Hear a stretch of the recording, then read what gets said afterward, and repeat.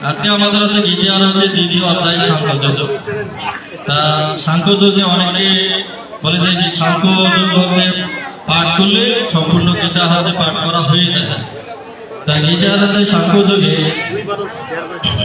45 নম্বর যে শ্লোক রয়েছে, 45 নম্বর শ্লোকে বলেছে যে উদপানে সর্বত সংকৃত উদাকে তবা সর্বেষু বেদেষু ব্রাহ্মণাসো বিজানত।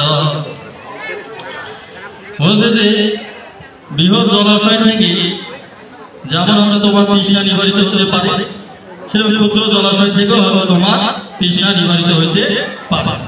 যেমন সমুদ্রের জল আমাদের সরাসরি হচ্ছে পানযোগ্য নয়, কিন্তু আমাদের যে কুয়ার জল আছে বা নলকূপের যে জল রয়েছে বা পুকুরের জল আছে তা আমরা হচ্ছে সরাসরি পান করতে পারি।